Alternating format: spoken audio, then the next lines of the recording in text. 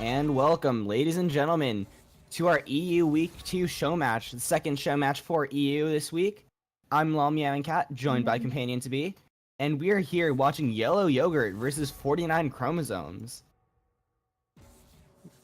We're going right into pick ban, and so far so expected. I mean, you know, Azir Janna ban, Nunu Camille. Camille has Pretty been standard. kind of, yeah.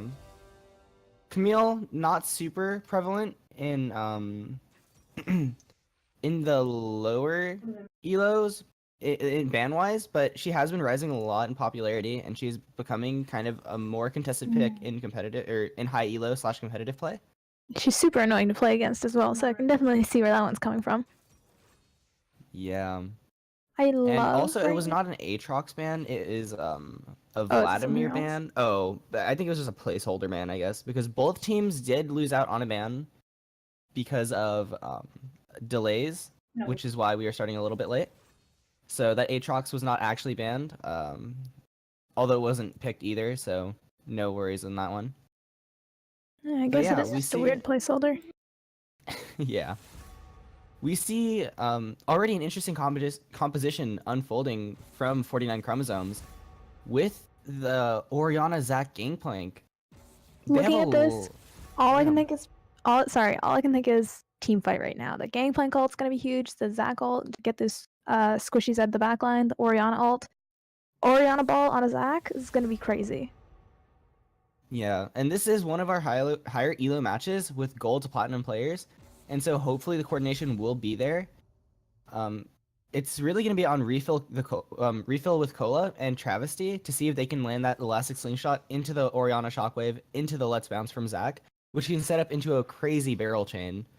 So we're gonna have to see how that plays out. On the other side, you have a lot of pick potential and tankiness already unfolding with the Orange Sejuani and then the Echo in the mid lane. It's definitely gonna be. I don't know. I think the Sejuani engage is obviously a little gonna be a little bit harder to hit than the Orianna ball to the faces, but it's definitely I think a lot more potent, and the Echo burst is gonna be crazy. Yeah, and I mean they all have a lot of survivability. Ornn, you know, just Ornn. Sejuani also super tanky with that passive and just the tank stat she's going to be building. But Echo in the mid lane, kind of tankier mid laner than normal. You know, he has that that W that gives him a very large shield, and so when he's in those fights, he's also going to be pretty hard to blow up. So maybe they won't be able to 100-0 that team. Also, Sivir with a spell shield. You know, it's going to be hard to lock her down. Oh, for sure. And seeing the Taric round out the composition on the side of 49 Chromosomes, I think it's going to be huge. I think 49 Chromosomes is going to be definitely in straight up 5v5 team fight. I think they're going to be the ones to watch. Obviously, it depends on how the game plays out, but I think in terms of raw stats, that Taric ult is going to be huge. Yeah. So we'll have to see how that plays out, especially in those team fights. You know, it does take a little while for the side of Yellow Yogurt to get their initiation in. You know, you have Call of the Forge God, which takes a little bit of time before it even gets the knockup part. You know, the slow can come out immediately, but that's not the scary part. You have Echo, who kind of needs to take some time to set up for his W. You have Sejuani, who, I mean, isn't going to really be doing too much burst damage, and then so you have some kind of predictable, like, you can see what they're doing. And, you know, as soon as you say that Sivir dropped the ulti, Echo about to go in, you can just drop that Taric ulti and just nullify it. So really good counter engage, potentially, from the side of 49 Chromosomes. So luckily, looks like the spectator client did update, and it looks like Ornn did decide to go with the exhaust. So I'm going to be interested to see if he goes with Unsealed Spellbook or if he's just going to leave the teleporting to Echo in the mid lane. Yeah, I do have confirmation that Ornn did go Unsealed Spellbook, so he will be able to switch to teleport in that mid to late game if he so desires. Another thing to mention is Sivir. She's one of those ADCs that she's very low range, and so she kind of has to be creative with how she fits into the meta. And so Sivir recently has been running Unsealed Spellbook very frequently, and that allows her to just, you know, swap to summoners. You know, if she backs in laning phase and she needs to get back to lane immediately, swap to that summoner. She can just TP back in. It allows her to go into side lanes with TP and then, you know, clear out a lane and then TP into a fight if it breaks out. So she can kind of do, like, you know, split push wave clear. And And so Lulu is going to make her be super safe in the actual laning phase, so we'll have to see if she gets pushed out even. yeah, and I mean, Gonna you know, get we mentioned that range she's going to be support pretty in the safe. melee, so Yeah, super safe. into that Tarek. You know, pretty easy to harass him as long as he doesn't hit that dazzle. It's all reliant on that Tarek E. If he does hit that Tarek E onto Cardonos, that could be a very squishy Lulu who gets blown up though. Oh, for sure. I definitely think there's going to be a lot of gank potential in this bottom lane with the Zac slingshotting himself over a wall. Like you said, the Tarek dazzle. Lulu is fast, but she can only speed up one person. So she's going to have to be pretty wise with the use of that, knowing that Sivir has that spell shield. Yeah. But in this mid lane, another thing to mention, Season 8 jungle has the Sejuani, who is pretty potent at ganking, and Echo has good follow-up too. So this Orianna might be a little bit vulnerable. You know, Echo not too prone to ganks himself due to his mobility and his safety. Orianna not as much. You know, she has a little bit of self-heal, but... Yeah, I think she's definitely going to be a little bit, like you said, an easier gank. But one thing I am going to bring up again is on the side of 49C, they have Zac, they have Tarek, but I'm interested to see if that Gangplank is going to be able to get ahead and make himself a threat. So they can actually have, 3 threats on the side of 49 Chromosomes. Yeah, well, we'll have to wait and see if 49 Chromosomes triple damage threat comp works out. Don't go anywhere, as we will be right back between our first game of Yellow Yogurt versus 49 Chromosomes.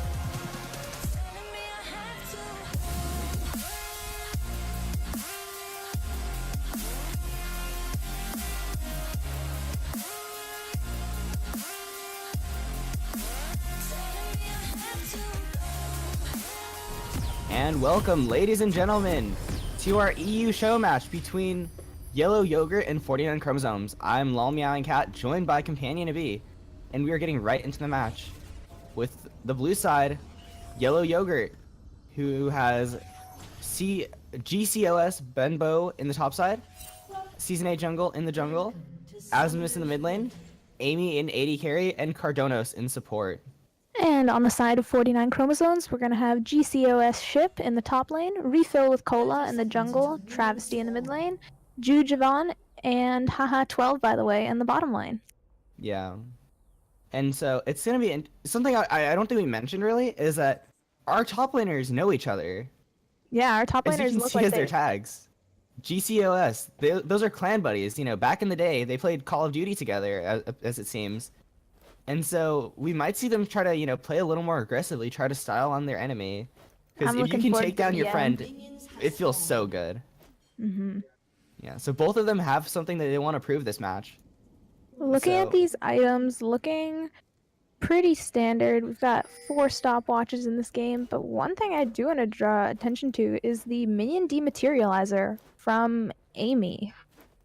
I feel like she's, I don't know, is she wanting to one-shot those waves a little quicker? Yeah, so Sivir has pretty good wave clear. This might add it over the edge and make it so that she can wave clear very quickly. and it might actually be a viable thing to do.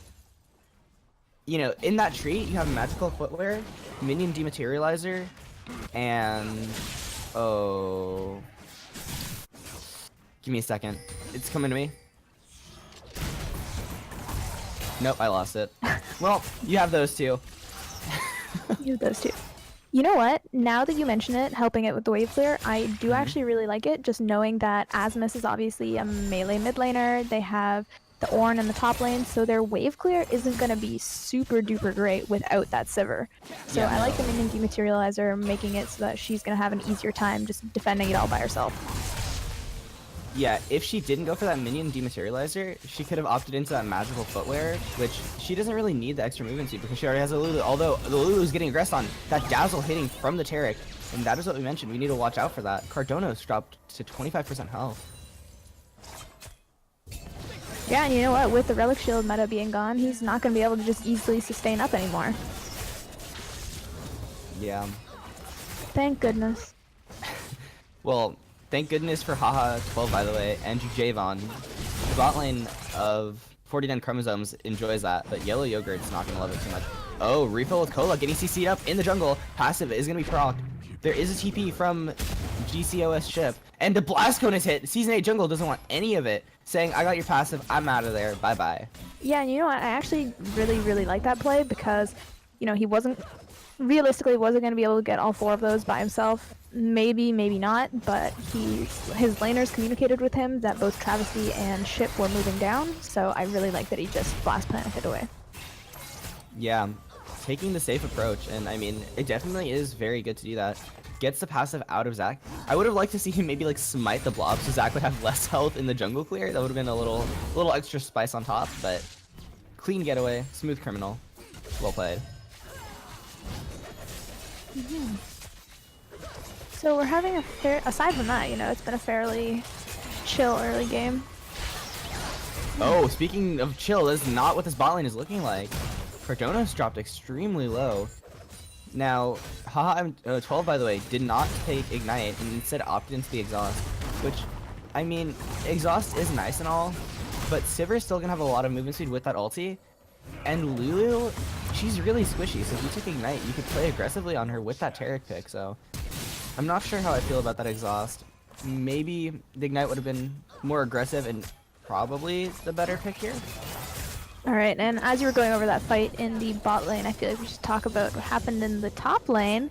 Benbow aggressing onto Ship pretty early. He ended up exhausting and flashing and almost died, actually, so I'm pretty surprised by that. I feel like most of the time we see Ornn being an early bully in the top lane, but we do also see him swapping that out to teleport now, so maybe he's figured the exhaust didn't do him much good in that last fight, so...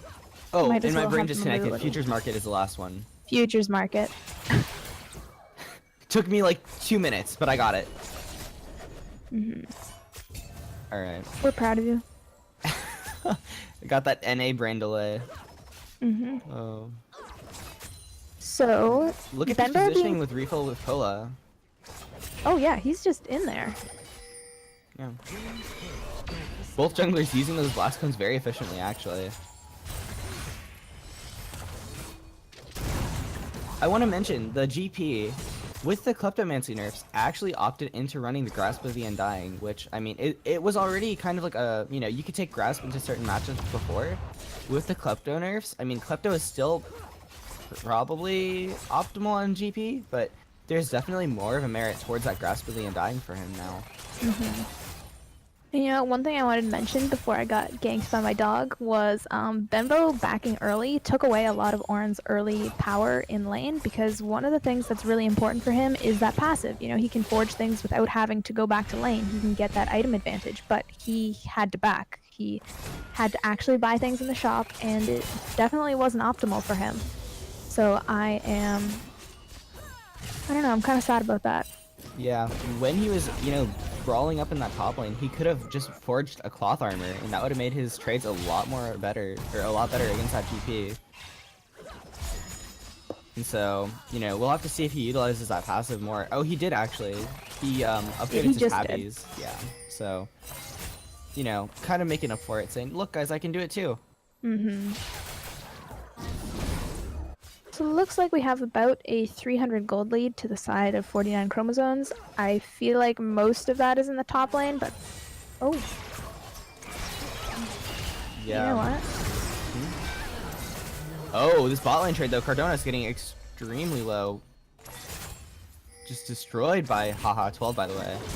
Yeah, and you mentioned that Dazzle was going to be super duper important, and that was an example of that. That Lulu stepped a little bit far forward, and he just got completely chunked out. Oh, this mid lane, Asmus dropping the Chrono Break, dodging out that Zac damage and that Orianna Shockwave. Now Travesty having to run for his life as Asmus is close behind. They're not going to dive too hard for that. And Refill with Cola escapes with his life, but a bit of a failed gank. I mean, not too much came out of it. Oh, this top lane now. Benbow getting extremely low. The GP ulti comes out, and Ship gets a solo kill. So that Sheen damage is going to be really high. You got to respect that. Sheen damage is crazy, and we were talking about that Gangplank getting ahead, getting that triple damage threat started. But Benbow did end up missing the second part of his Ornn ultimate. I'm not sure if that... Not that if that would have changed things, but it definitely would have staved off the Gangplank ultimate for an extra couple of seconds. Maybe that fight could have gone differently for him if he had ended up hitting it. It looks like he... And you know what? I don't think he was CC'd at all. It was just a click misplay. That feels bad, man. Yeah. And so, with this game, currently 8 minutes in, we now see a 1k gold lead in favor of 49 Chromosomes. Which, I mean, it's not unexpected considering that, you know, Ha, 12 by the way, and Ship got kills in their lanes without any jungle pressure applied to them. I do like the idea of Season 8 jungle trying to gank that mid lane, but the Refill with Cola counter gank, I mean, I'm sure it definitely helped Travis to get out of that one. So I like that Refill with Cola is... Oh, a lot of damage onto Cardonas yet again. We'll have to see if he's taken out. Extremely low, but no cigar. Ha, 12 by the way, dropping that Taric ultimate. That Cosmic Radiance not really getting any value out of it. yeah, that's a... I feel like they were definitely thinking about diving. It looks like Asmus is coming down though, so... they may be in trouble now. Yeah, Asmus close behind, looking to get Jujavon, but he gets the kill onto Cardonas actually. Now turning their attention towards the top side where there's actually a kill going down on the Benbow. But back in the bot lane, we have Amy and Asmus now chasing down Jujavon and Ha12 by the way. A little bit of cross-map play. Yeah, looks like although we Benbow see... ended up Oh my. I think Season 8 jungler could have went for that. yeah, he had his ult. I think he should have gone for it. Yeah, Jujavon had no heal, or sorry, no flash, no feather storm, only that heal. And, you know, heal's not going to help you dodge it. Maybe a tiny bit of movement speed, it's not enough to dodge that Sedge ulti. You know, if Season 8 jungle wanted to, he could have just flash ulted if you wanted that guaranteed. But, I mean, you don't even need to. You could just snipe him. Yeah, that play definitely confused me a little bit. In the bottom lane, we do see Amy switching out that heal for the teleport. She just teleported back to lane, so we'll have to see if she's hoping to make any cross-map plays or if she just wants to get some damage on this tower. Yeah. Now, Sivir has extremely good wave clear, so if, you know, they do fall behind this game, Sivir can just go into side lanes, wave clear, and then, you know, TP back to a team fight or whatever. And that will help, you know, prevent them from losing towers, even if they do lose fights. So hopefully the tower advantage will not be too high, considering the Sivir and, you know, what she's running, and if it's played optimally.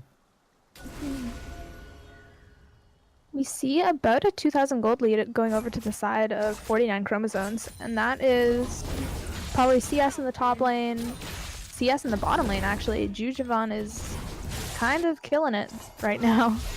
Yeah, and of 20 course CS those lead 3 in kills. the top lane and in the bot lane. But there's also, you know, it's worth mentioning that Season 8 jungle has a lot more gold than Refill with Cola because of the Zac just trying to gank so much. Again, we see another gank up in the top side. Oh, and a gank in the bot side from Season 8 jungle. Cross map plays happening right now. Jujevon getting extremely low and taken out by Amy. Now turning their attention to Haha 12, by the way, who flashes out. And on the top side, Bendo actually survives. Not even having to blow the flash, only Call of the Forge God. So definitely a good play from the whole entire team of Yellow Yogurt. I think Refill with Cola may need to say, you know what, we've tried ganking this Ornn twice, he's gotten away twice, and it's been, no counter gank. 1v2, he didn't have his flash. I think he needs to look for something somewhere else. Yeah, now they turn their attention to the Infernal Drake, which is taken and secured. That is very, very good to have. And another Infernal looks like it's going to be spawning afterwards. There's going to be a lot of focus on the spot side of the map. Oh, for sure. Except for Refill with Cola, who's Refill with Cola is still... back here again. Oh, he's looking for the first blood tower gold, that's why. It's almost dead. They're just going to finish it off. Oh no, they're looking for the dive. I don't like Let's this. bounce drop.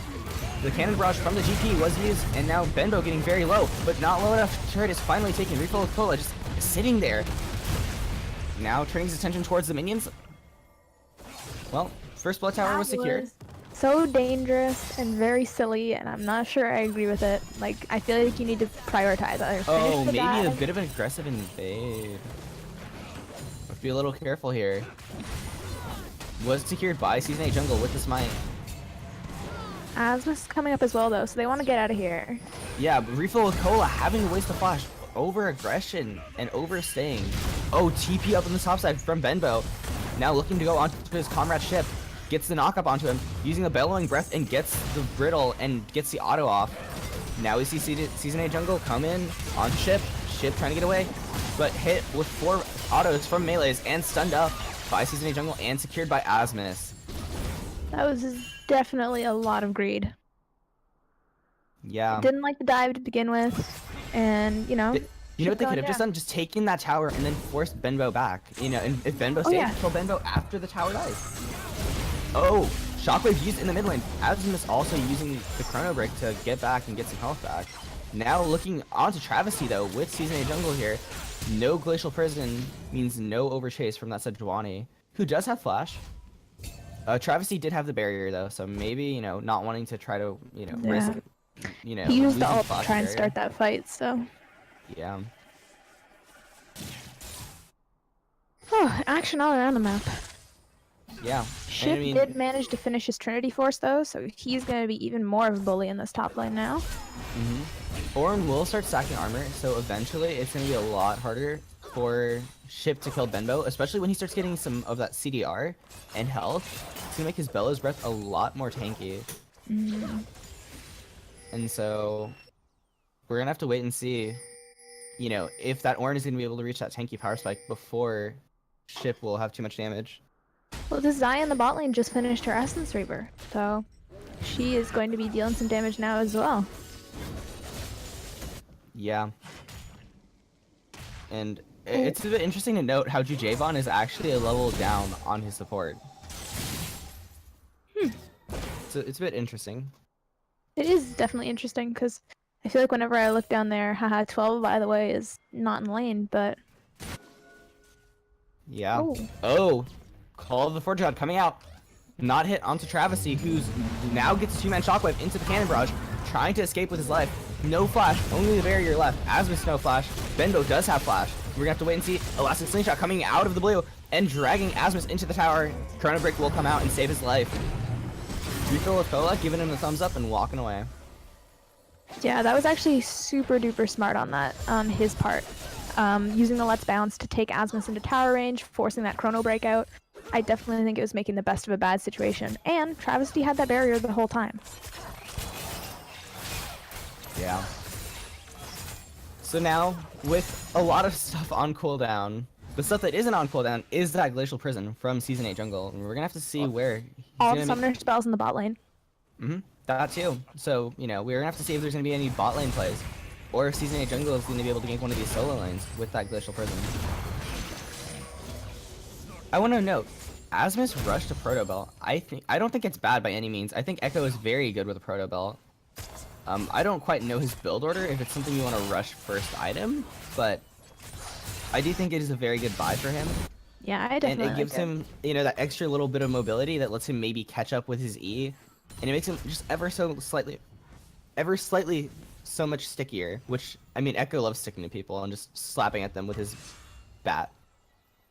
I Oh, don't know what that is. Asmus. Gonna Glowy walk bat. into refill with cola though. Yeah, slapping him with a slowy bat, but it is not going to be slowing at all, actually. Now gets the third auto off, going to be running away with some extra movement speed. And, yeah, that's it. Just a little slap. It looks like Yellow Yogurt is slightly beginning to narrow this gold lead though. And actually, as I say that, it looks the same. Okay. That's alright. Thank you, spectator. Yeah, the gold difference is Playing actually in this bot side. Amy is 1k down, gold down on Jujavon. And so that's kind of where all this gold is at, you know, an extra 20 CS on Jujavon. Well, sorry, when I say only, there's the 2,000 gold lead for Ship over Benbow. Did I mention that one? I don't... And not to mention, Ship is only 3 CS away from getting a Cull cash out, which is going to give another, you know, what, 350 gold? So just add some salt to the wound, you know, just sprinkle some salt on there. Yeah, this Gangplank is definitely becoming a real threat in this top lane. And, you know, with this team composition, what you're looking for is, you know, a Zac with the Orianna Shockwave, into the Taric Dazzle, into, you know, GP barreling and dropping the Cannon Barrage, or the Let's Bounce into, you know, some GP barrels that are already pre-set up. Oh, Cardona's getting engaged on by Hot 12 by the way, and Jujavon. You have to watch out though, because they're getting crossed on by a full 5-man team of Yellow Yogurt. Oh, they have to watch out, and no, it does not look like they were getting Cardonos, or if anything, Hot 12 by the way, about to drop and joining Jujavon in the grave. Looking to maybe get Cardonos, but not gonna happen, as the kill's going over to Amy. And that was a full 5-man bot lane, because they are turning their aggression to this Infernal Drake, and they are going to get this complete bot control. Yeah, and you know what? The reason why that ended up being so bad for the bot lane of 49 Chromosomes was there was a deep ward in their jungle that I believe both Asmus and Benbow teleported to. So that allowed them to get collapsed on from all sides. They already had Season 8 jungle coming down looking at that. So I think that was a very, very aggressive play. And I'm not sure they had enough information to go for that, or if they should have gone for that. Yeah. Now Rift Herald being started out kind of a consolation prize, if you will, for those double Infernals that are on the side. But another Yellow teleport Yogurt. coming in. Oh yeah, TB coming out from Amy this time, actually. And they're just gathering around Amy, using the spell shield, blocking the Zac Elastic Slingshot, and gonna flash out of the Let's Bounce just to be safe. Wise decision, as Travesty was right around the corner, looking to blow that ADC up. Yeah, refill with Cola and Ship just gave him a nice leech. Yeah. And so, I mean, that's the power of that TP, right? You know, you can just TP and stop an objective, and now Jujavon is stuck in the bot lane wave clearing. No way to kill the team, and lost another objective. Just complete neutral objective control by Yellow Yogurt. They still don't have any towers to the 2 towers of 49 Chromosomes, but you've got to think, you know, how much are they going to get off this Herald? And they already have a double Infernal, which is going to scale so well into that late game. Oh, Sivir on the hunt, dropped. Now aggression onto Jujavon, and a kill secured by Amy again. Jujavon, both summoners up, Featherstorm up. Haha, 12 by the way, right around the corner. And now the Rift Herald is going to be dropped by Amy into spot. It is cancelled by Haha 12, by the way. Oh my lord. The humanity. The poor little Herald crawling back to her den. Oh man. Yeah, you know, he did use Flash for that, but... Oh, Elastic Slingshot coming in from Refill of Cola onto Amy. No spell shield up for another 5 seconds or so. Now the stopwatch coming out. Now we see a complete breakout happening in the bot lane. Shockwave was used, and the kill is secured by Travesty. Now turning their attention onto Cardonas with Elastic Slingshot again, and another kill going over to Travesty. Now looking for a triple kill secured for Travesty. Really great racial Cosmic Radiance by the Taric, making sure that Refill of Cola doesn't even drop the passive. Yeah, that was definitely a successful gank in that bottom lane. I really liked how Haha 12, by the way, went for the Dazzle before Refill with Cola went in, because it meant that Amy was free to be knocked up by that. Like, it was a no-lose situation. If Haha 12, by the way, hits the Dazzle, Sivir's stunned. If, you know, she uses the spell shield, Zac was free to knock her up. So I definitely like that play. And Yeah. I believe they lost the mid outer for it, but they managed to defend, like, no damage went down on the inner, so. Now, I want to mention this. Travesty is doing really well on this Orion in the mid lane. And Yeah, actually opted into the Leandres. I love this so much. The Leandres is going to be so efficient against that double tank setup. And oh, Ship a little bit over aggressive maybe with Asmus on this backside. The Lulu dropping the ultimate onto Asmus to make sure it's going to be even stickier. And Cardonos is actually going to pick up that kill. You know, maybe the Ignite was a little overkill, but they get the kill in the end, and that's all that matters. Jujavon dropping the stopwatch, dodging out the Forge God from Ornn. Ornn walking right past that stun, and it will actually be secured by Jujavon, who still has flash. No fear in the eyes of an enemy. And a pause comes out. Oh, man. Give you a chance to catch your breath. Oh my. So That was so close. Any little difference in that bot lane would have made or broke it. And I mean, that was oh, crazy. Benbow not hitting that E onto his pillar. His pillar wasn't up yet. Doesn't hit the E on it. Doesn't get the knock up. If he just threw it at the wall, got the guaranteed E onto Jujavon, that would have been a one fight. Mm-hmm. And you know what? Just because we have the pause now, you were talking about Travesty's itemization, but I wanted to talk about his behavior in lane because Echo is a very burst-heavy champion, and Travesty is actually 2 levels down on him as of right now, but he's stayed even. He's even in CS. He used to be even in items, you know. Now that triple kill obviously is going to make a difference. But I have a lot of respect for the way he was playing the lane. He gave a healthy, he definitely played around the possibility of that Sejuani coming in from any time. He knows when he needs to use the summoner spells, and he hasn't been punished for it so far, but in several situations we've seen him get so close to death, and he saves that barrier because he knows he's confident in his own abilities, or in the case earlier in the mid lane, he knows refill with Cola is going to get there in time. So definitely a lot of respect for him and how he's playing this game. Yeah. Something I want to note now that I really like from Season 8 Jungle is that he opted into Precision Secondary on Sejuani. Because of that, you get a lot more attack speed in that jungle clear, and you clear a lot faster than if you were just to go, you know, for Resolve into Precision, or sorry, Inspiration. That would just give you a lot of health, which doesn't speed up your clear at all. Precision does speed up your clear. Oh. Let's be a little careful. Something we have been seeing a lot from Sejuani's is the fleet footwork in the jungle. Fleet footwork is just being taken on a lot of junglers now, just for its dueling potential and its usage in the jungle. And so, Sejuani did go for Unbreakable, but went for the Precision Secondary, which is also a standard rune page for Sejuani. It's not the wrong option by any means. I'm kind of surprised the refill with Cola is just going to let Season 8 Jungle take his red buff. He has his bot lane in the mid lane right now. He has his top laner in the bottom lane with teleport, though, and he has his mid laner right there. So I feel like that was something he could have contested. Yeah, Maybe he just doesn't care that much, but, you know. Yeah, with some team coordination, they could have maybe looked for an engage there. If they're the ones getting the jump on them, you know, it doesn't give time for Asmus to set up with that W, that, I believe, parallel convergence. And it doesn't give Ornn time to engage with Call of the Forge God, you know. Obviously, Season 8 Jungle can still turn around with the Glacial Prison. They can still use Sivir on the hunt to escape or counter engage.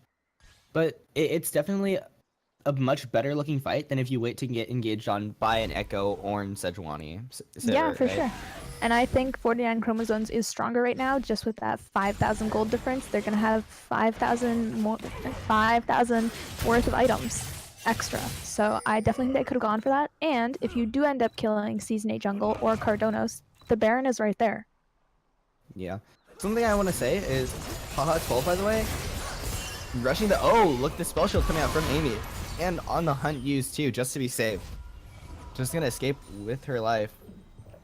But, you know, good dazzle coming out from haha 12, by the way. If that Sivir spell shield wasn't timed right, you know, or if some other spell somehow hit her, maybe a Sivir Q just tags her, breaks that spell shield, that is a dead Sivir, which would be very, very good and very, very free for them. Mm-hmm.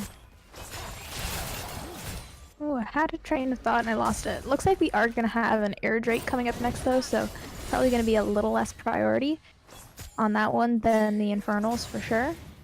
Yeah. But, oh, it came back to me. I think I would like to see Amy switch away from the teleport now. I feel like the heal or maybe even the barrier could be a lot more effective against the heavy burst of that Orianna Gangplank. Like, I think she needs survivability right now, and I don't think teleport is helping her with that. It is true that, you know, obviously it's not a combat summoner, but this teleport allows you to do things like this where you can TP onto that Baron while they are on that dragon and rush it down. You know, heal's not going to get you here. And now you see the complete team of 49 just scrambling to get here in time for this Baron. It's dropping down to 6k. Travesty getting everyone low. Redemption coming out, though. Now we have to really watch out for those Hellfires, though. Cannon Barrage zoning them off, actually. Baron at 3.8k, and it's not going to be finished off. Oh, everything is just going sour for Yellow Yogurt. Double kill going over to Ship with huge barrels. He was looking to make it more, as another kill goes over to Jujavon. A kill for Travesty now, and that is just a complete miserable Baron fail. Yeah, you know what? I think that was... You know what? They had the triple teleport. Actually, I guess Benbow didn't end up using his, but they had the double teleport. I think it They didn't have the damage to back it. I think it was a play that could have worked, but 49 Chromosomes saw them immediately. I think that's something that you have to go in and clear the wards. I don't know, like, I know they saw 49 Chromosomes on the dragon, but I feel like that's something you need to bait out, and it needs a little bit more surprise to work out. Yeah, Because, maybe like you said, they double... didn't have the damage to burst it down in a couple of seconds. So Yeah. A double mountain there might have been the, you know, like, if they had double mountain, yes, they could have done that. That would have been dead by that time. But because of, you know, double infernal, it does give them more damage, but not nearly as much as mountain would to these objectives. And so, you know, they're still going to do it pretty slowly. Sivir, not the highest single target damage ADC, just kind of average in damage, against single targets especially. You know, she's a lot better against AoE, team fighting, wave clearing. You have Echo, who has decent damage for a mid laner, but, you know, then you have the two tanks who aren't going to really add any damage at all, with a Sejuani and an Ornn. And so you have a very slow Baron. Now the Baron's down, now I want to see the teleport switched out. Yeah. And maybe, I don't know, not that maybe it would have helped her live there, because if she didn't have teleport, that scenario wouldn't have even taken place, but... I don't know. I do not know. That Zanya's Hourglass finished for Travesty is going to be pretty big for him. You know, again, help him with the survivability. The burst of that Echo is huge. Always a threat. He's not doing poorly either. 1-0-3 on him. yeah. So... Is there a producer here? Producer, are you in here?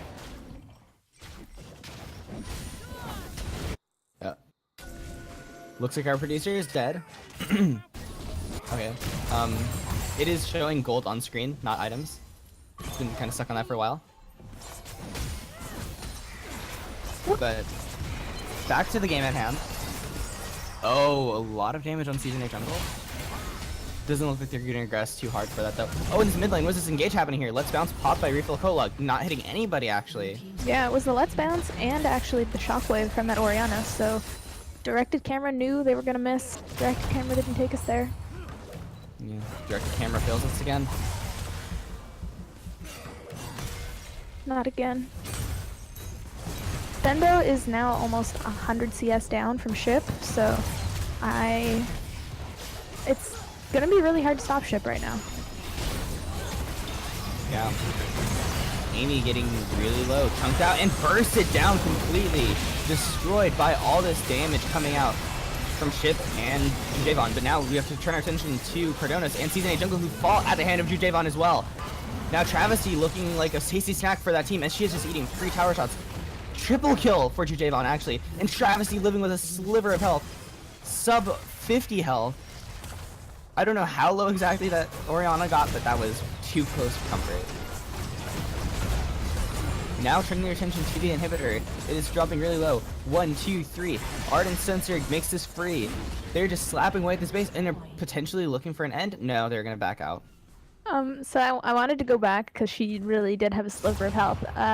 Oriana bottomed out at a whopping 10 HP. That's Gotta hurt. some of these fights, everything is a make or break for it. And you saw those health bars, how they were so low. And just a tiny little difference. Someone living, someone getting some extra damage off. Amy getting blown up immediately in that fight. Now switching to the cleanse, very good. But you can't cleanse all of that. You can't cleanse the shockwaves. You can't cleanse the you can't cleanse the GP damage. You can't cleanse the elastic slingshot or the let's bounce from Zap. There's so much that you can't cleanse. Only the Taric Dazzle and the Xayah Blade Collar pretty much. So I mean, I don't know if cleanse is. I mean, it's better than teleport for fighting, but now you don't have teleport to wave clear. You don't have any kind of shielding for all that burst damage, and you only have the cleanse that can remove half their CC, if even that. Yep, and Jujeva now with this Guardian Angel, he has his QSS. How do you kill the Xayah? Yeah. So, I mean, the answer is by misplays, right? Xayah has to not use that ultimate. Taric has to not time the ultimate as well. I mean, if you use Taric into Xayah ulti, Xayah will come out of ult into a Taric ulti, and so you have just this like giant window of invulnerability for that AD carry. In the first half, she can't attack at all, obviously. In the second half, she can get free damage off. If she has lifesteal, which she does have fleet footwork for the sustain, she can heal back up during that Cosmic Radiance too, just to add on to that. And you know what? I asked how you killed Xayah, but that's the thing with this triple damage comp. Even if you kill the Xayah, she has Guardian Angel, and while she's respawning, you have the Oriana and the Gangplank smacking on you. Yeah, and so they're just in a sticky situation right here. I mean, you have to just get a pick, win through a giant misplay. I don't know what you have to do at this point, but you have to do something as they are getting engaged on. Let's Bounce coming out. Shockwave into the Call of the Force God. Now Cosmic Radiance is being dropped, and they're just health bars dropping left and right. Yellow Yogurt running for their lives as 49 Chromosomes gets a kill on Season 8 jungle. Cardonos 1 health on that Lulu. They have to be very careful because that is a big, big Zac, and he's looking for it. Jumping in onto Amy, Spell Shield coming out, but the last extension, the slappy noodle noises come out from the Zac, and they are going onto Orange, who will live with the Flash, but they lose Cardonas too. And now they might lose their base.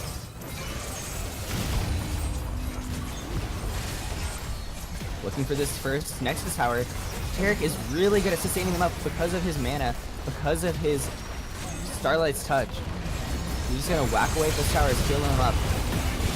And it looks like this is gonna be game one. Oh, Hellbar's dropping. Travesty gets 1, 2, going over to ship another one. They have to look for this kill onto Season 8 jungle if they want to clean it up for an ace, and they do. They grab the ace. Double kill going to Haha 12, by the way. And that is 49 Chromosomes picking up the win in this first game of this best of 2 EU show match. Yeah, that was pretty crazy. It didn't start out that way either. It was definitely a game of inches throughout this entire thing, but it ended in a 20,000 gold lead for 49 Chromosomes. So I think Yellow Yogurt's going to have to go back to the locker room and come up with a different strategy for game 2. Yeah, and with that, we will head on to game 2 as we're going to a quick break.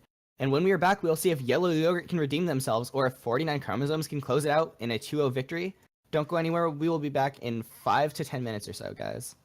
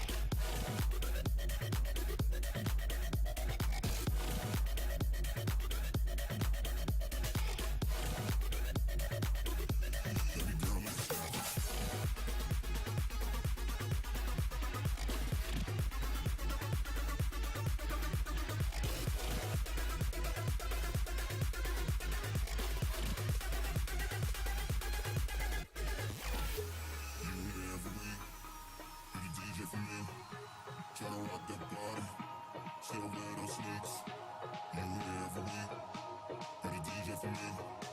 Tryna rock that body. She don't wear no sneaks. Baby girl, I'm savage. Baby girl, I'm active. And when I sip is active. This, that's dancing. That's the way that you dancing. Hips doing that damage. Don't wanna see my landish. And I know you speak Spanish. Baby girl, I'm savage. Baby girl, I'm savage. Baby girl, I'm savage.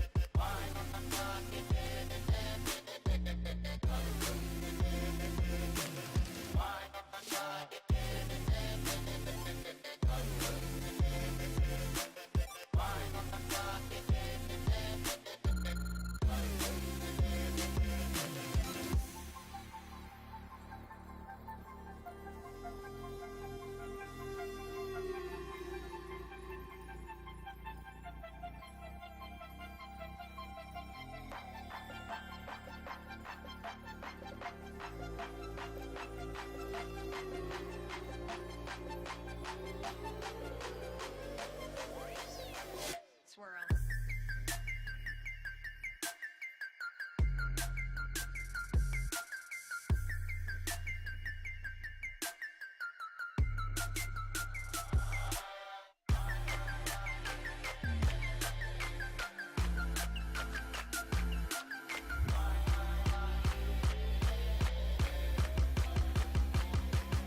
Oh my god.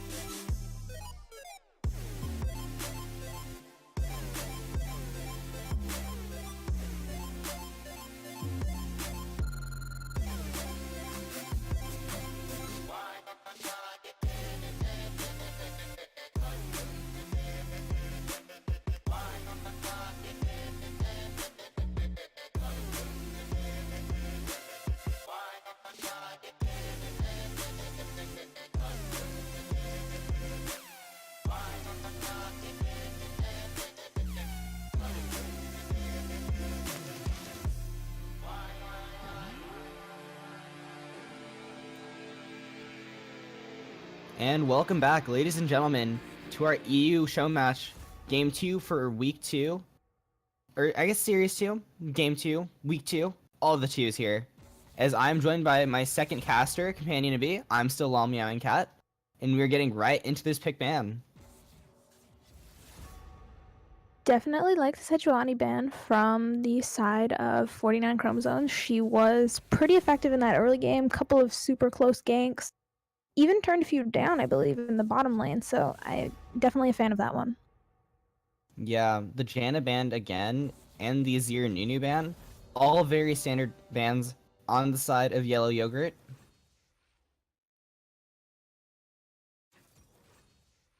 A little bit more of a top lane focus on the side of 49 Chromosomes with the interesting Malphite ban. That seems like a very specific target ban. And the Camille ban is again, same as last game. Yep, the Nunu, of course, being taken away, but this Kled pick in the top lane, Gangplank wasn't banned, so I have to think why, why fix it if Nate broke? Yeah, and so they did run a Sivir last game, and Sivir was kind of, the run at them, team follows up, right? Now you have a Kled that opens up the position for. Sorry, that was Amy that played Sivir on the blue side. It's kind of flip flopping a little bit here. Mm-hmm. They're just trying a different play Yeah, style. I mean, This is a learning environment. it's kind of like running a Sivir in the top lane, honestly. Well, a Sivir that can only go forward. Which, I mean, isn't necessarily a bad thing. You know, your team commits with you. There's no turning back now. We're Mm-hmm. doing it or dying, right? And I mean, it is a Yeah. pretty solid team composition. Kled run at them with Jarvan follow up into the, the flag and drag, and then the shockwave from Oriana. It's a pretty good combo. For sure. I like this Zach takeaway though.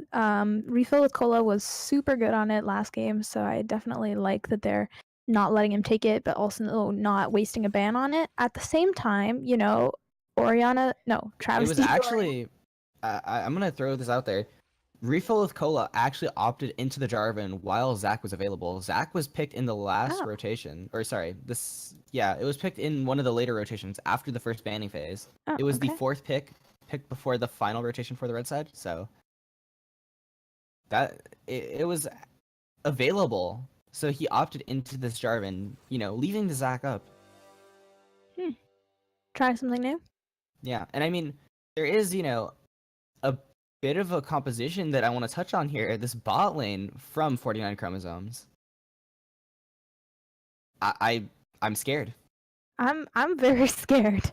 I don't know, like I know back before they hotfixed Ardent Sensor, Kog'Maw Lulu was a super powerful bot lane. I haven't really seen much of them recently. I have noticed that the AD carry role is definitely a lot more focused on mobility AD carries. You know, like you said, you have that Sivir, you have that Xayah. Xayah, of course, being super popular. So it's been focused on carries that don't take as much time to scale. But Kog'Maw is a hyper scaling champion. Kog'Maw needs time to get going. But, Lulu Kog'Maw, we know about it for a reason. It's tried, true, tested, all of that. So I'm not sure how they're going to stack up against the Sivir Taric, though. Yeah. Something I want to mention a little bit too is Asmus on this Vladimir. We've been seeing a lot more of Vladimir both in the top lane and the mid lane. He is extremely strong, and against that team composition, he makes anyone he gets to with that Hemoplague a lot more squishy, and so that Kog'Maw becomes a lot more vulnerable. Obviously, with Lulu protecting him, he's a lot safer. But if you kill that Lulu and then kill that Kog'Maw is just that's taking 2 birds 1 stone, right? Lulu's very vulnerable, so you have to kind of be very careful when you're playing this squishy champion, especially when you opt into a barrier heal bot lane, which it makes the Kog'Maw a lot safer because he has double safety summoners. But then you have no exhaust, no ignite to buy any pressure for that Lulu. So Haha 12, by the way, really has to position properly and not get punished by Cardonos on the Taric, which they also flip-flop their bot lane champions. Yeah, and you know what? I really love the Taric taken with the Sivir because we were mentioning last game with the Xayah ultimate into the Taric ultimate. Well, now it's going to be Sivir Spell Shield into Taric ultimate. So I think it's going to be super hard to kill Amy once they reach level 6. Yeah, and that's not even mentioning, this is kind of like the holy grail of bot lane, listen to me, we're starting the fight. This is kind of like you can run this composition in their bot lane in solo queue. What this bot lane does is they have the Sivir ulti and the Taric ulti. They drop both of them, run at you, and you can't get away. You can't fight because you have the Cosmic Radiance protecting them. And so you basically have this unwinnable team fight, which, I mean, it used to be, another one is Kled Taric, right? That's kind of one that we saw in Worlds last year. Mm-hmm. And so the Sivir Taric is another one that's really good. And that is so great with the Vladimir and the Ornn. It allows the Vladimir and Ornn to get right into that fight. Zach obviously doesn't use movement speed too well because his engage is a casting time, the elastic slingshot. But it helps that team composition so much. And so late game, yes, Kog'Maw is extremely valuable. But, he can't DPS down people that are invulnerable. So we can't tell how these fights are going to end. Yeah, and you know what? Looking at this team on the side of 49 Chromosomes, I definitely feel like it's going to. I don't exactly want to call it a pick comp, but I guess we're just going to have to see how it goes. Yeah, well, with that, we're going to go to a quick break. So don't go anywhere, as we are going to be getting into Game 2 between Yellow Yogurt and 49 Chromosomes.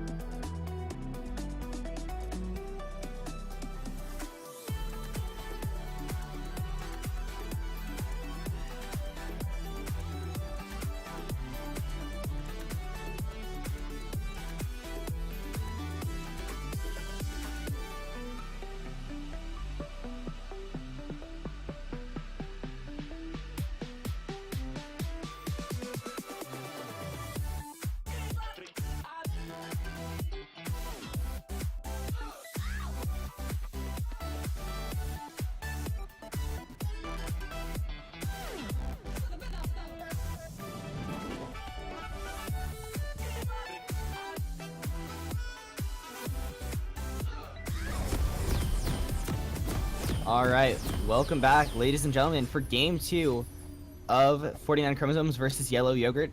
I'm Cat, still joined by Companion B, and we are on to the Rift with our teams, which on the blue side, we now have 49 Chromosomes. They're flip-flopping sides. And so we have Ship up in the top lane, Refill with Cola in the jungle, Travesty in the mid lane, Jujavon in AD carry, and Haha 12, by the way, as support.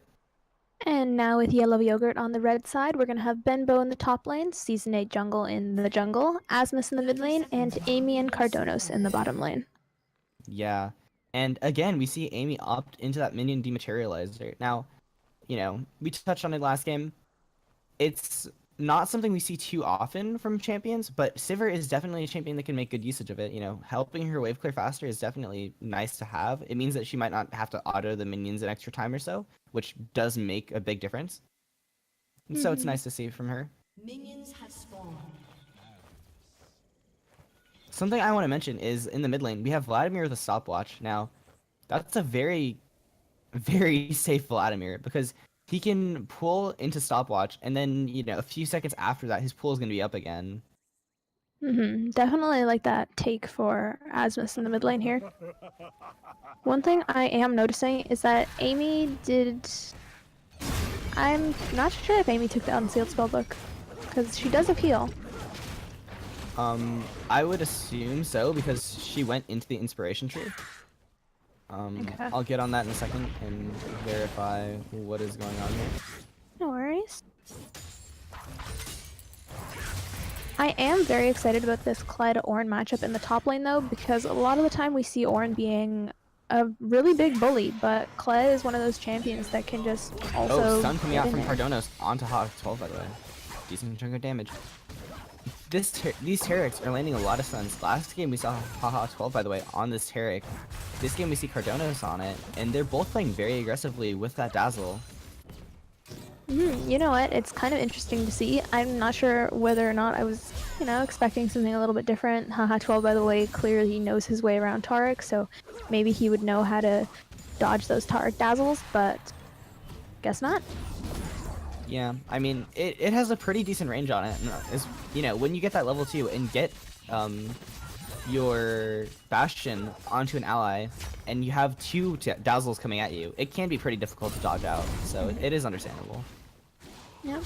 Well, Season 8 Jungle just went up to his top side and discovered his red buff missing, so Refill with Cola getting in there, causing a little bit of trouble. Yeah. And something I want to note is the Darksteel start from the Vladimir.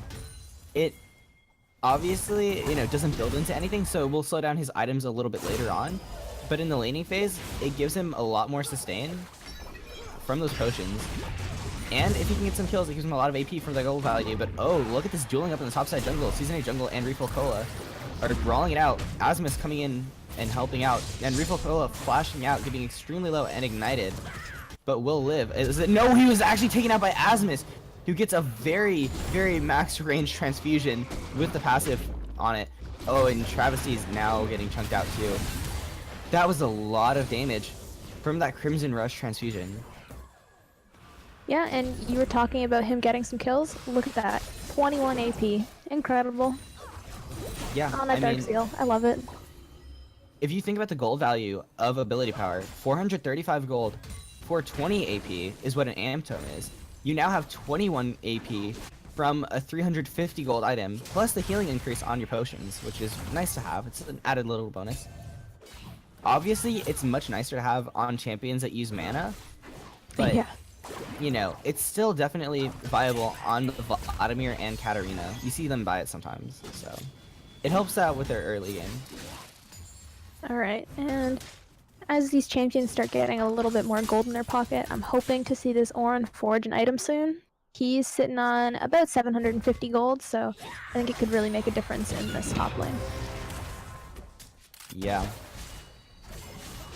And something else to mention, Jujavon not opting into that fleet footwork, actually going for lethal tempo Kog'Maw. I'm excited. Oh yeah, this guy wants to do damage. He's here for it. Yeah. And the thing about the lethal tempo, Taric ulti lasts for 2.5 seconds, right? So if they see the Taric ulti and he's running at you, you see that 2.5 seconds. Okay, fleet footwork takes what, 1 second to proc, right? 1.5 seconds? 1.5 seconds. So after Taric ulti is down for 1 second, you want to get into combat with them, throw something at them, and I believe it will still proc lethal tempo even though you don't deal any damage. You just in combat, which counts. And so then as soon as they come out of that the Cosmic Radiance, then you'll have a Kog'Maw just pelting away at them. In worst case scenario, if that is not how the interaction works, then you just pelt away at them after they come out of the Cosmic Radiance. You just have to wait a second longer. One thing I think I would have liked to see though is Jujavon playing aggressively on the Kog'Maw, getting stunned up by Cardonos. A lot of brawling down in this bot lane. Health bar is dropping low. Cardonos dropped to 10% HP. Close but no cigar, as there's no Graves in this game. Yeah, I think I was under the impression that that fight would have gone definitely a lot better for Amy and Cardonos, especially with the Kog'Maw getting caught out by that Dazzle. But the Lulu damage came in, and it felt like Amy just wasn't far enough forward to really go in But on that Kog'Maw. Beautiful so thing about Sivir's spellbook. TP's back in, full health, BF sword. And now this lane is actually in a good spot for them. Oh, this mid lane though, Travesty, ignited, getting extremely low. Still has the cleanse, still has the flash though. Now looking onto Asmus, as refill of Cola is right on the wayside. Now the stopwatch being popped. W up in a few seconds. Transfusion with the Crimson Blood Rush is not going to come out in time. Travesty picks up the kill with Command Dissonance. And that was so close to Asmus being able to live there. Definitely, but Ship was on his way down. He did have ult, so if that fight had continued longer, you would have had a lot of damage onto Cardonos, having to flash out. Eric's sustaining himself up. That was pretty close. Got splash out. Yeah. And now Cardonos is actually down a summoner. Amy switched to that teleport to get back here, so down a summoner. And all summoners are up on the bot lane of 49 chromosomes. Oh, wait, what is this health bar? Ha, 12 by the way, getting extremely low. Cardonos now getting flashed on, actually. Jujavon looking for the kills, getting that last auto off and getting the kill onto Cardonos. That Kog'Maw showing up big, doing a lot of damage and getting that kill. That's a big deal. Yeah, that's super big. Obviously, Kog'Maw wants to scale up. He needs a little while. His items are very expensive, so he needs a while to just farm it up, get those items, and then when he does, he becomes a real problem to deal with. So that early kill is really major. I'm also glad you were mentioning Amy taking the teleport, and while I do recognize that it's obviously very, very good for lane. Oh, Amy using the stopwatch, getting extremely low. Now seeing if she can live through that. Jujavon, who uses a stopwatch, that is a golden puppy. I don't know if he's gonna make it out. Dropping the barrier, stuck in between a rock and a hard place. It's actually a ram in a hard place. Getting killed by Benbow, who uses a bellowing breath to secure that kill. Now Haha 12, by the way, being chased down by Asmus, who drops the flash. E does not chase for the kill though. Maybe thought he'd be bursting a little harder and just walks away before getting it. Cool guys don't look at explosions. Asmus doesn't look at his kills. Yeah, so I feel like that was a... I'm not a huge fan of that play from Jujavon. I don't know, like, getting the kill on the Sivir was definitely nice. Like I said, you are getting that Kog'Maw Wasted head stopwatch. early. Not only... I don't think it was a wasted stopwatch, because I don't think he would have gotten the kill on Amy if he did not, but it was definitely a wasted barrier. He threw the last auto before the stopwatch, and so he would have Oh. got it anyways. Okay, Yeah, well. he got the kill stopwatched and then just barriered and died anyways. So Yeah, wasted a little bit of a summoner, waste there. He wasted does finish that stopwatch. wit's end, though. That is true. And here's the thing about Kog'Maw versus... Oh, hold on. Benbo getting extremely low. Kled still has a charge, but don't think we're going to be seeing a tower dive from that Kled yet. The thing about Kog'Maw into Sivir is that Sivir has the spell shield, which is very good into a lot of champions. Not into Kog'Maw. Kog'Maw doesn't need to use spells. He can just auto you, auto you, auto you. Yes, it's nice for him to use spells, but I mean, worst case scenario, he just drops a Q or something to pop your spell shield so support can kill you with their abilities.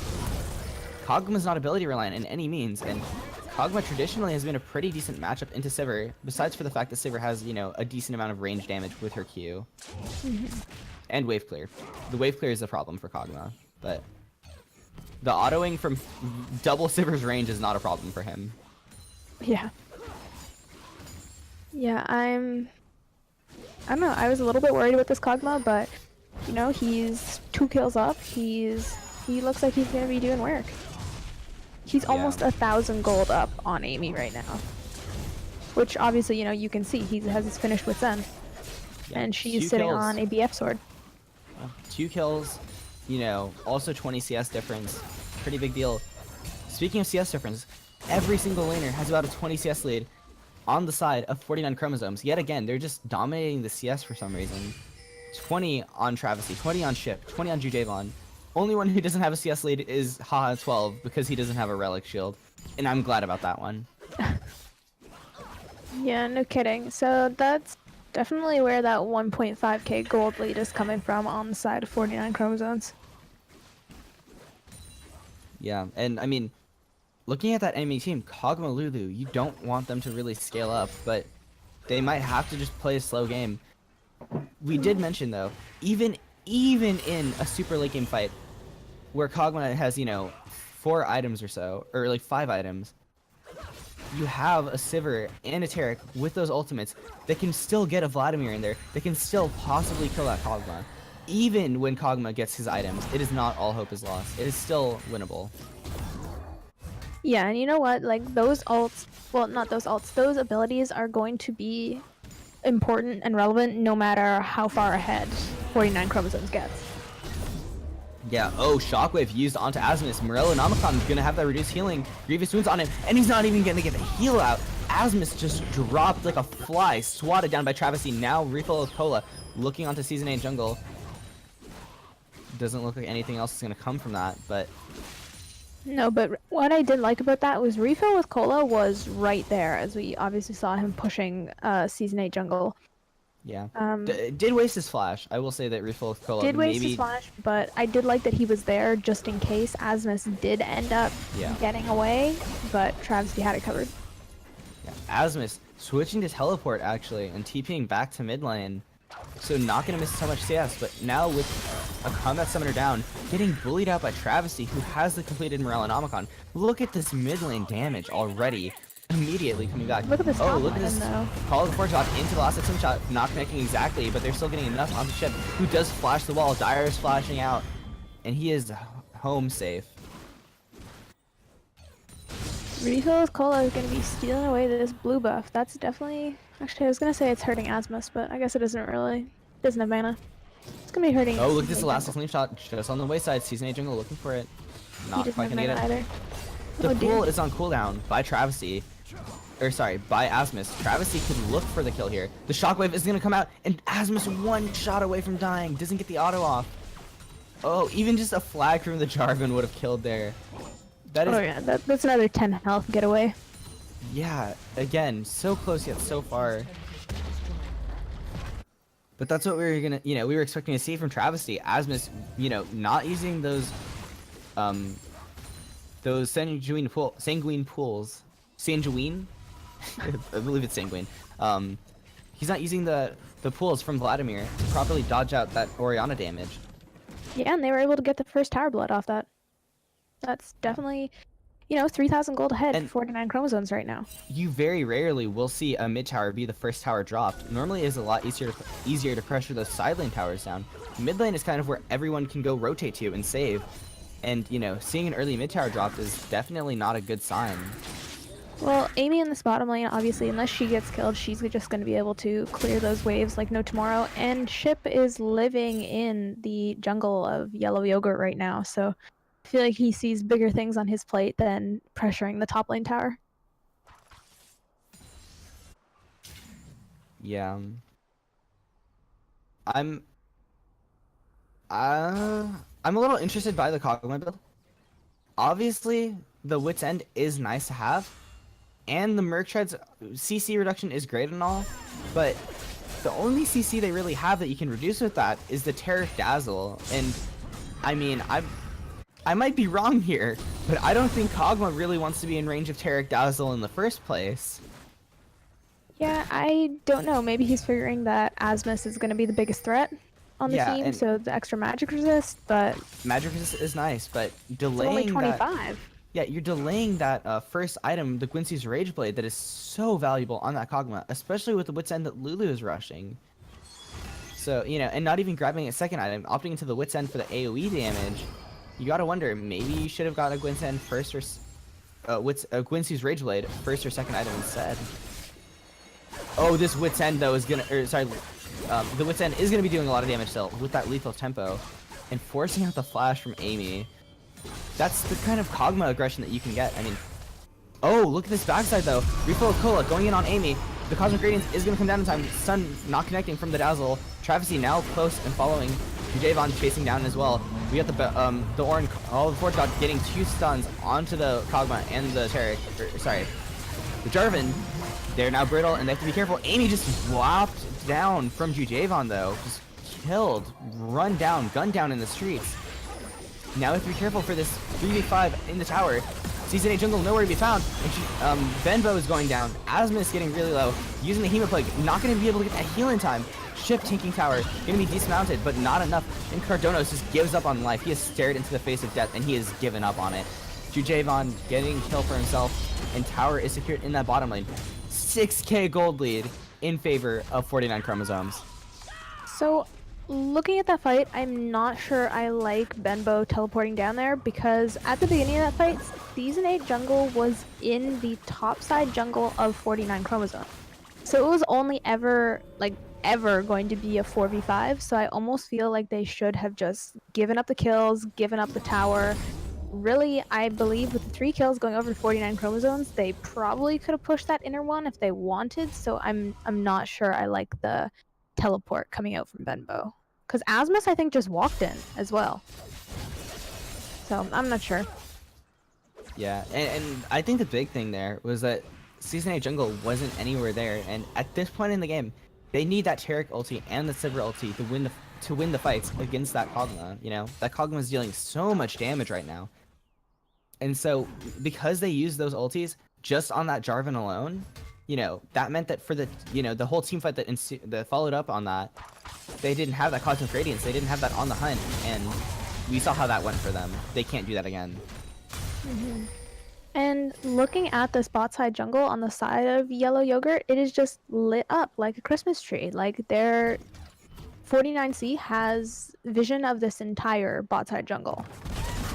Oh, Orin getting a lot of damage onto Ship. Nice Q placement, kind of blocking off the top. Not exactly, actually. Shockwave dropped in the mid lane, getting Season 8 jungle and Asmus out of there.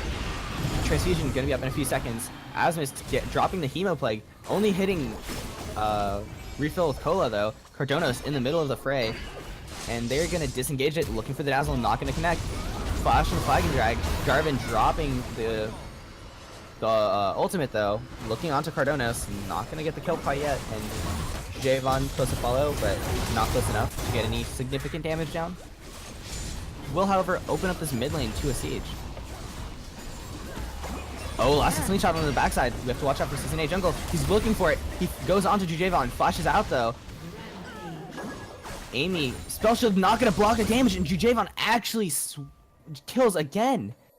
This Kog'Maw just destroying the Sivir.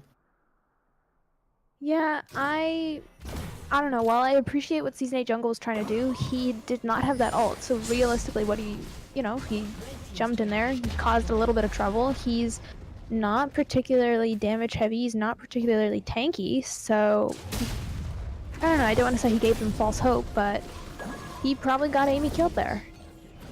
Yeah, I mean, he did get the Kog'Maw flash out. That is something they can possibly capitalize on in the next 5 minutes or so. They probably need to do something with that Kog'Maw flash down, because this Kog'Maw is getting way too out of hand, way too quickly. Yeah, 6-1 right now. He's a solid 3,000 gold up on Amy right now, so that's definitely going to be hurting a little bit. Yeah, and in the laning phase, Sivir has some opportunities to potentially kill Kog'Maw due to her decent base damages on, you know, her Boomerang Blade. And with the Taric burst damage, oh, Travesty getting the Hemo Plague down. Call of the Forge God not even gonna hit at all. No assist going over to Benbow as Asmus takes the solo kill over Travesty. Looks like they are interesting to going to be see. able to get down this mid turret though. We didn't see Travesty really making any slip-ups, and getting solo killed by Asmus is definitely a big one. Baron up in 15 seconds. We have to watch out what these teams are doing. Cut ulti in the bot lane, not near the mid lane. But this Kog'Maw is just walking at them. With the Lulu speed up, he can just run them down. 1, 2, 3. Gets a kill onto Asmus. They're now chasing down. Lulu so is connecting onto Cardonis and Benbow. And this Kog'Maw is walking at them. Just a giant doggy of death. Doom, despair, running at you. Pelting you away with vomit. It's gotta feel bad. Oh, Cardonos living with 1 HP. The flag not able to finish him off. The Kog'Maw living artillery not connecting. Yeah, definitely feeling bad, because again, in that example, that was a 3v4. You had taken down the enemy mid laner. Really, what more, like, is there a better fight you can ask for? And the Kog'Maw was just too far ahead. You know, like you Yeah. said, he just walked over there, he walked up to him, they managed to defend mid turret, and I feel like they probably had enough damage that they could have just turned around and tried to go for Baron, but I respect they didn't want to risk it. Oh. Look at this shockwave coming out. Jujavon getting another kill thanks to the help of Travesty. Benbow mispositioning a little bit. Now on the backside, we see Ship, you know, just kind of messing around a little bit. And you've got to think, you know, if you're in this position of Ship, he's not making any aggressive charges with his whole team because he doesn't want to risk it. He knows that his team is doing fine by themselves. He's just going to keep the split pressure up on that Bud. Yeah, he doesn't really need to. Yeah, and he's just, you know, 50 CS up. He's just saying, I'm just going to split push. I'm going to create pressure elsewhere. You're going to have more issues than just this Kog'Maw, and I don't need a group around him. I'm not going to make a bigger target on his back. I'm going to go elsewhere, draw pressure away from him, and make your life a living hell. Mm-hmm. And Jujavon just finishing up that Rage Blade, so this is going to be pretty big. Refill with Cola, finishing up that Knight's Vow. Wait, Sivir on the hunt. Oh. A little bit of a whoopsie All there. the missing pings coming out. Oh. It looked like a second of aggression there from Ship. Gonna capitalize on that cooldown being done. Now the Sivir on the hunt cooldown is decently long, 85 seconds. So it will be up, but maybe not in time for the next fight. We'll have to wait and see. As they're turning their eyes onto that Baron with that Kog'Maw ult, or sorry, with that Sivir ulti on cooldown, Kog'Maw will melt this, and they definitely are gonna have to fight without that Sivir ulti if they're even gonna fight at all. Now, this ward in the back of the pit does not give them any vision. They have no idea that this Baron is going on right now, and it looks like it's just gonna be melted down. They're, you know, putting a few question mark things like, eh, they might be on Baron. Oh, yeah, they got Baron.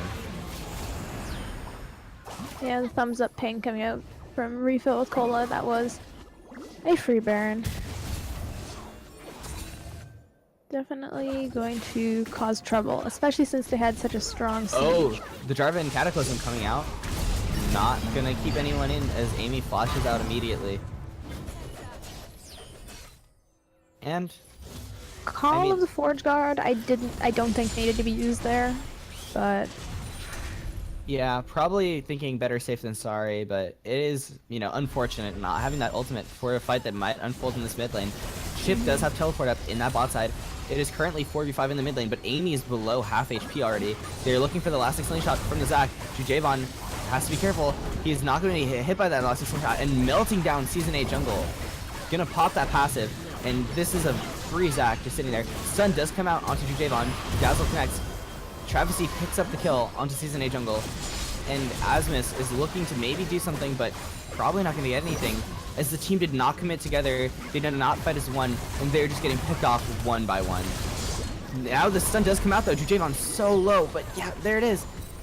If they would have done that all together, they maybe could have killed Jujavon. Look at these health bars. This could have potentially been a one team fight.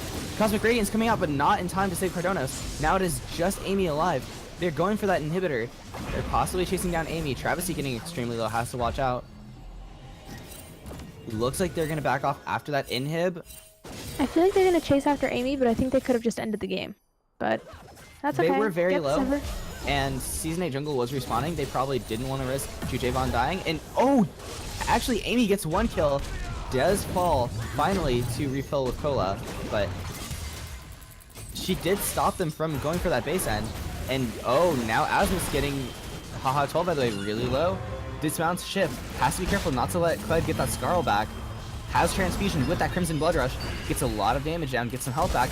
But Clyde is about to be remounted. Although he is stunned up, he cannot get back on Clyde, and he falls alone. Shift finally being taken down. Yeah, so, you know, a couple kills going back over to the side of Yellow Yogurt, but it looks like 49C isn't going to be too concerned with this. They're probably just going to pick up this Ocean Drake, get a little bit more sustain going, and then come back to finish the job. Yeah. And you see the second Ocean Drake of the game being picked up by Jujavon. 49 Chromosomes. Definitely enjoying that. Ocean Drake isn't too valuable. It does help Kog'Maw because he can, you know, sustain up a little bit. Every little bit of health does matter for that, you know, Void Puppy. It also gives him extra mana, which he can use for that Living Artillery, although he doesn't need it at all, as he just mows down Season 8 jungle. Now turning their attention into that top inhibitor that is still up available. Yeah, and I Kog'Maw double guess... buffed up, triple buffed up actually, blue, red, and Baron. This is a scary Kog'Maw. Baron is down in about 10 seconds though. Yeah, well, you know what? You have an open inhibitor bot lane, you have an open inhibitor top lane. How do you defend this? Yeah, and the answer is you just have to fight. You have to go for a, you know, all or nothing, do or die moment. And I mean, Ship look is at this not Kog'Maw. here. Ship is not here right now, so if they're gonna go for it, I know Clyde he does can have get the there charge super in though, quick. so he'll be there in a split second. Yeah. And it looks like they're going for it. Call of the Forge God coming out, and they're gonna hit a stun onto that Kog'Maw. He does get Griddle applied, but it is not enough. And Benbow is just melted down, as was down in the backline, looking like the next target for Jujavon, who will pick up the double kill. Now triple kill. Triple kill is secured. Season 8 jungle knocking his team away, and actually walks into the base. Jujavon, oh no. Wait, they might not be able to end anymore.